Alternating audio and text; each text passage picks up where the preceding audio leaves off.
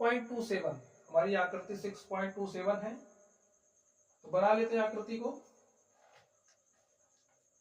ये देखिए हमारी आकृति 6.27 होगी। ये जो आकृति 6.27 है में PQ और RS, ये हमारा समझिए क्या है, PQ है और ये हमारा क्या हो गया, RS हो गया।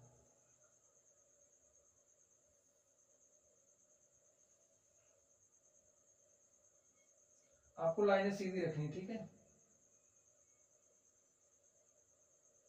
अब एक बार में जब सीधी बन जाती है तो बन जाती है, दोबारा आराम से नहीं बनती। PQ और RS दो दर्पण है, ठीक है। ये जो PQ है वो क्या है, एक दर्पण है। जो हमारा RS है वो भी क्या है, एक दर्पण है,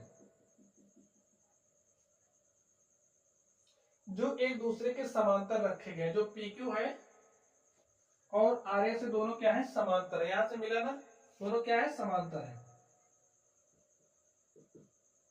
देखिए जो PQ है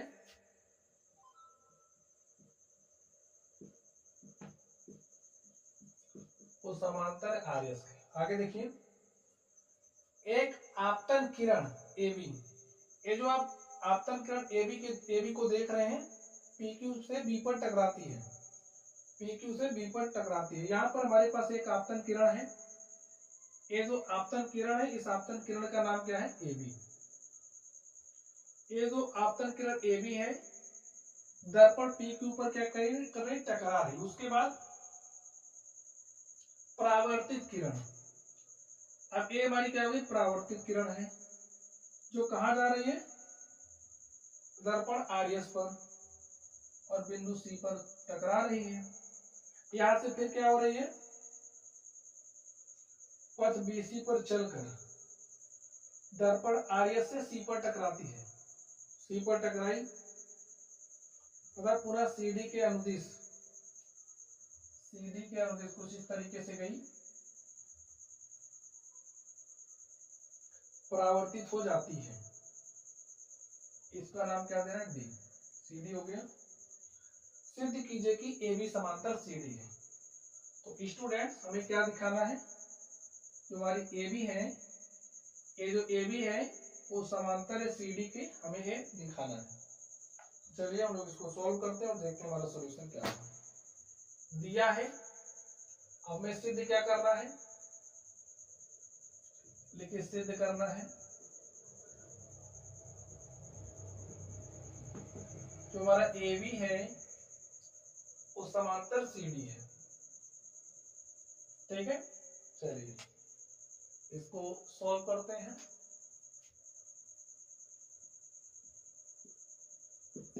अब स्टूडेंट्स आप लोग ध्यान से देखिए, जैसे समझिए हमारे पास ये क्या है, दर्पण है, ठीक है। जो आपतित किरण होती है, जो आपतन कोण होता है, वो हमारा बराबर किसके होता है, परावर्तन कोण के, ठीक है। अब ये हमारी आपतित किरण यहां पर आई दर्पण पे, दर्पण पर गिरने के बाद क्या हो गई, ऐसे परावर्तित हो गई। तो यहां से हम लोग क्या करते हैं, एक अभिलंब खींचते हैं, एक लंब डालते हैं, ठीक है।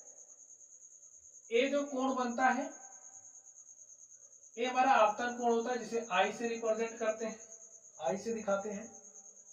और ये जो हमारा कोण होता है परावर्तन कोण होता है, ठीक है, जिसे हम R से दिखाते हैं। जो हमारा आपतन कोण होता है इसे क्या कहते हैं, आपतन कोण, और इसे क्या कहते हैं, परावर्तन कोण, ठीक है। जो हमारा आपतन कोण होता है बराबर होता है परावर्तन कोण के, यानी कि एंगल जो हमारा I होता है वो बराबर होता है किसके, एंगल R के। इतनी बात आप लोग समझ गए होंगे। तो ठीक यहाँ पर हम लोग क्या करेंगे, एक अभिलंब खींचेंगे, ठीक है।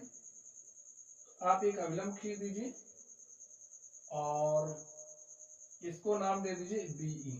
B हमारा क्या है, अभिलंब है। चलिए यहाँ पर भी हम लोग एक अभिलंब खींच देते हैं, इसको हम नाम दिया एफ, हमने नाम दिया एफ। अब यहाँ पर देखिए ये प्रकाश किरण इस पर जा रही है, आपतित किरण है, तो यहाँ पर कोण जो बनेगा वो हमारा आपतन कोण होगा, और ये जो आपतन कोण है इसको हमने नाम दे दिया क्या हुआ, ठीक है। अब प्रकाश किरण देखिए यहाँ से टकराने के बाद ऐसे परावर्तित हो रही है, तो यहाँ पर जो कोण बनेगा हमारा परावर्तन कोण होगा, इसको हमने नाम दे दिया क्या, 2। ठीक इसी प्रकार से इसको हमने नाम दिया 3, इसको हमने नाम दिया 4। थोड़ी सी हमने रचना करी है, इस बात को भी लिख लीजिए। रचना में हमने क्या किया है, लिखिए रचना में जो हमारा बीई है वो क्या है, लंब है, बीई लंब पीक्यू, जो पीक्यू है पीक्यू पर हमने बी क्या खींचा है, लंब खींचा है, तो लिख दीजिए जो बीई है परपेंडिकुलर किस पर है, पीक्यू के। बीई इसका मतलब होता है लंब, ठीक है, परपेंडिकुलर, बीई परपेंडिकुलर पीक्यू खींचा। और देखिए हमने क्या किया है, जो हमारा सीएफ है, सीएफ किस पर परपेंडिकुलर है, आरएस पर, तो लिखिए सीएफ परपेंडिकुलर आरएस हमने खींचा, आरएस खींचा, ठीक है। चलिए हम प्रमाण देते हैं। अब आप लोग ध्यान से देखिए, जो हमारा एंगल 1 है, ये जो एंगल 1 है वो बराबर किसके होगा, एंगल 2 के, तो लिख लीजिए एंगल 1 बराबर होगा एंगल 2 के, और ये जो हमारा एंगल 3 है वो बराबर होगा एंगल 4 के। क्यों बराबर होगा, कारण आप लोग बताइए। एंगल 3 बराबर होगा एंगल 4 के, लिख दीजिए चूंकि तुम्हारा आपतन कोण होता है बराबर होता है परावर्तन कोण के, आपतन कोण परावर्तन कोण के बराबर होता है, परावर्तन कोण के बराबर होता है, ठीक स्टूडेंट। चलिए अब स्टूडेंट्स हमें प्रूफ क्या करना है, हम लोग उस डायरेक्शन में आगे बढ़ेंगे, उस दिशा में चलेंगे। हमें दिखाना है कि जो हमारा ए बी है वो समांतर है सी डी की, ए बी यानी कि इसको हमें इसके समांतर दिखाना है। अब आप बताइए इसको हम लोग इसके समांतर कब दिखा सकते हैं, अगर हमारे पास कोई दो रेखा है उसको हम समांतर दिखाना चाह रहे हैं, तो उसके लिए हम क्या क्या दिखा सकते हैं। अगर हम दिखा दें कि एक ही ओर के जो अंतः कोण होते हैं, दो रेखाएं हैं, इनको कोई तिर्यक रेखा काट रही है, अगर हम एक ही ओर के अंतः कोणों के योग को दिखा दें 180 डिग्री, तब क्या होगा, दोनों रेखाएं हमारी समांतर हो जाती है। या फिर एकांतर कोणों के एक योग को दिखा दें बराबर है, तब भी जो हमारी रेखा होती है समांतर हो जाती है। या फिर हमारे पास संगत कोणों के योग को दिखा दें बराबर है, तब भी रेखा समांतर हो जाती है। तो इनमें से हम लोग किसी एक का इस्तेमाल करेंगे, चलिए देखते हैं। अब आप लोग ध्यान से देखिए, अगर हम इस एंगल 2 की बात करें, ध्यान से देखिए, ये जो हमारा एंगल 2 है वो बराबर किसके हो जाएगा, देखिए ये जो बी है वो समांतर किसके हो जाएगा, सी एफ के, ठीक। तो ये जो हमारा एंगल 2 है वो बराबर हो जाएगा एंगल 3 के, क्यों, क्योंकि एकांतर कोण है। एंगल 2 बराबर होगा एंगल 3, इसको मान लेते हैं समीकरण नंबर 3, और क्यों बराबर होगा, क्योंकि एकांतर कोण है।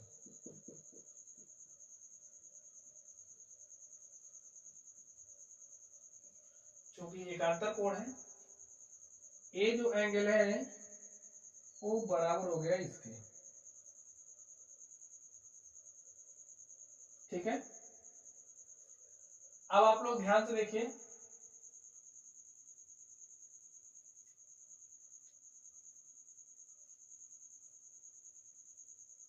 अगर हम लोग हमारे पास जो हमारा एंगल 2 है वो बराबर हो गया एंगल 3 के,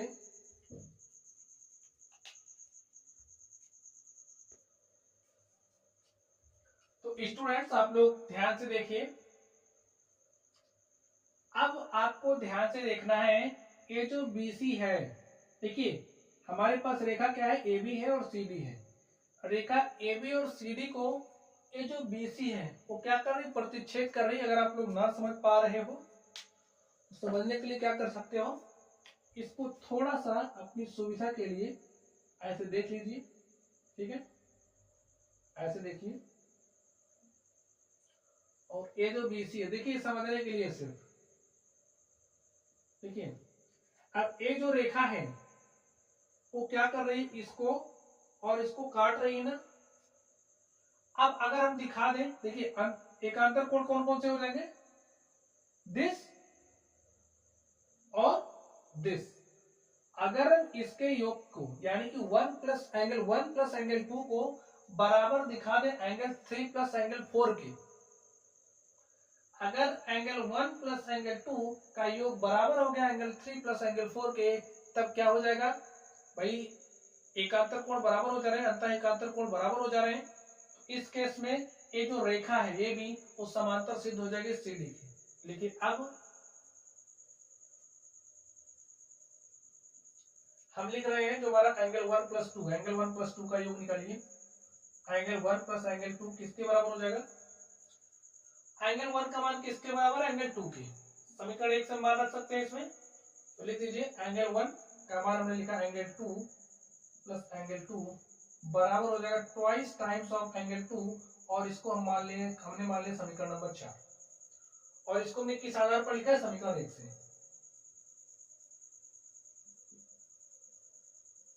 ठीक है। चलिए नेक्स्ट देखिए, अब इसका और इसका योग निकाले, एंगल 3 प्लस एंगल 4 का योग निकाले।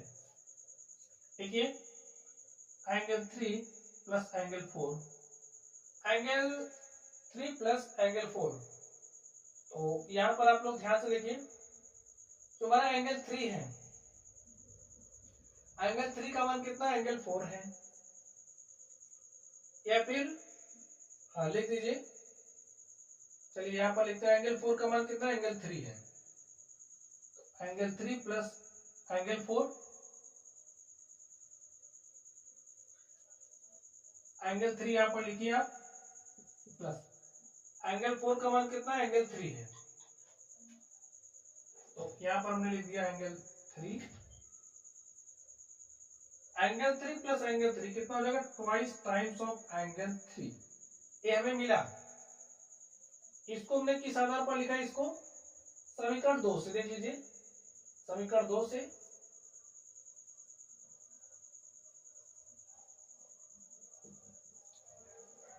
इसको हमने समीकरण 2 से लिखा है। अब आप आगे ध्यान दीजिए, ट्वाइस टाइम्स ऑफ एंगल 3 है, देखिए एंगल 3, और ए जो एंगल 3 किसके बराबर है, एंगल 2 के, तो समीकरण 3 से एंगल 3 के स्थान पर हम लोग एंगल 2 रख सकते हैं, तो रख दीजिए एंगल 2, और इसको हमने किस आधार पर लिखा है, समीकरण 3 से,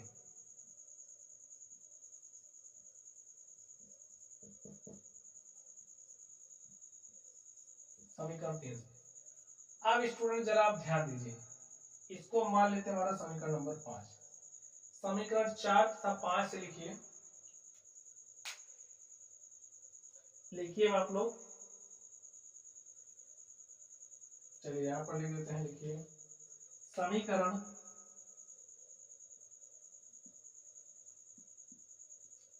समीकरण 4 तथा 5 से क्या आ गया हमारे पास, तो एंगल 1 प्लस 2 है,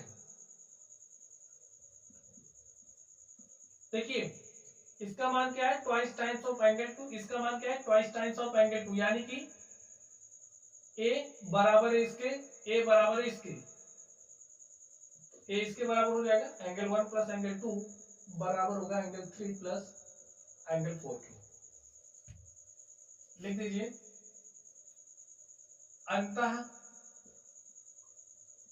एकांतर कोणों कोणों का एक युग्म समान है।